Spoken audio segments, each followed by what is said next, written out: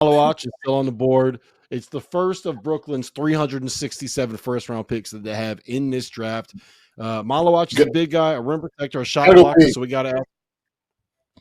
Gotta go What's big. that? Gotta go Yeah. big. I You think think? go big. All right. What do you make of him? Like, what do you make of Malawach, Henson?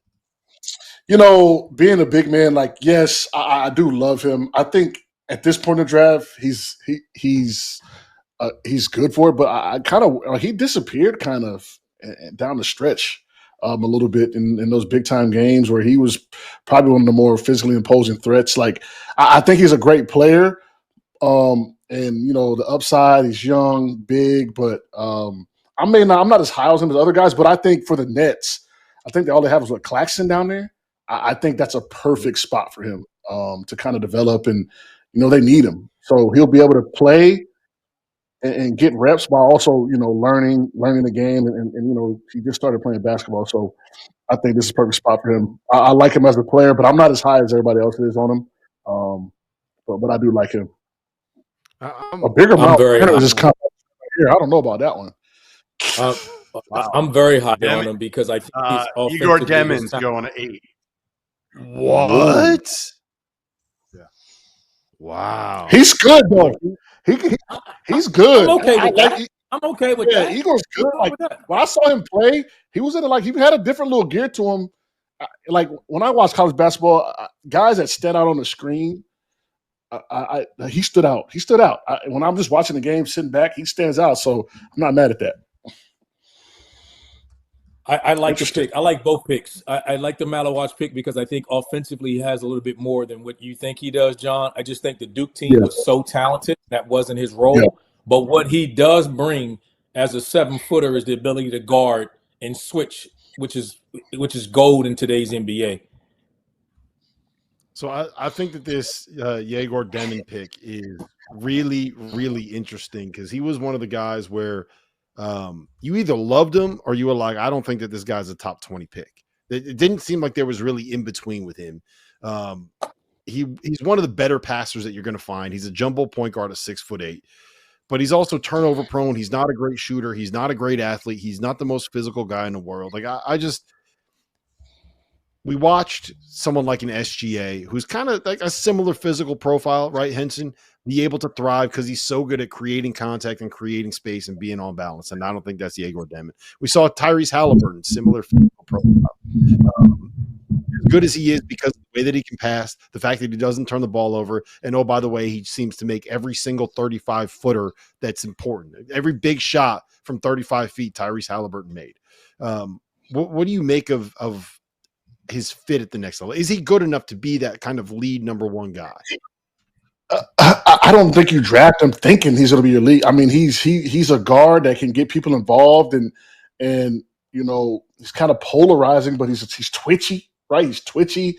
Like he gets guys around him better. He's got size. I mean, he is what the NBA wants, right? Size, playmaking ability. I mean, I don't know if you guys saw the Austin Rivers thing, right? If you want to play in the NBA, you got to be a straight line drive, make the pass, make a shot. That's what the NBA is these days. I think he fits under that profile. I kind of love this pick when I'm like starting to just kind of look at how he looks in a Nets uniform with what they have around him.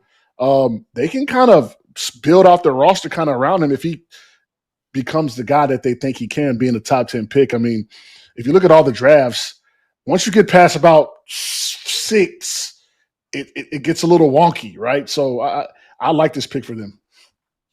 Rob, what he has is he has positional size. You can get away with a lack of strength when you have positional size. Like Fears is not he's not a big point guard. He has good size. His advantage is speed. You can negate speed, with some strength. But when you're 6'9", handling the ball and you can get the spots, then you don't have to be as strong. He's going to eventually need to physically get out, but he gives you a guy that can put it on the floor, make shots, and make plays. He's a really good passer. And again, at 6'8", 6'9", you can win a lot of games with guys like that. And give him some time. I mean, nobody's saying he's a franchise guy, but he has a really good skill set in positional size, and that gives you position flexibility. Here's the thing that it doesn't really make a ton of sense to me. You have all of these first round picks later in the draft, right? And Demin's not a guy. I just feel like you could have gotten him later. It's kind of similar to the Conk-Nipple thing, where like I feel like you could have traded back and gotten him later, especially with all of those other picks that you have available to package together. But I don't know. Maybe that's just me. Goodman, what do you make of Egor? I thought it was a reach. I thought it was a reach. Yeah. That's all. Now, again, could he be a very, very good player? Absolutely. And they got 4 more picks here to work with. But I think, again, like you said, Rob, sometimes you reach. I think Sean Marks did that here, and he might have been able to. I mean, the hard part is their next picks aren't until much later in the draft. So, if you didn't get him here, you weren't going to get him at 19.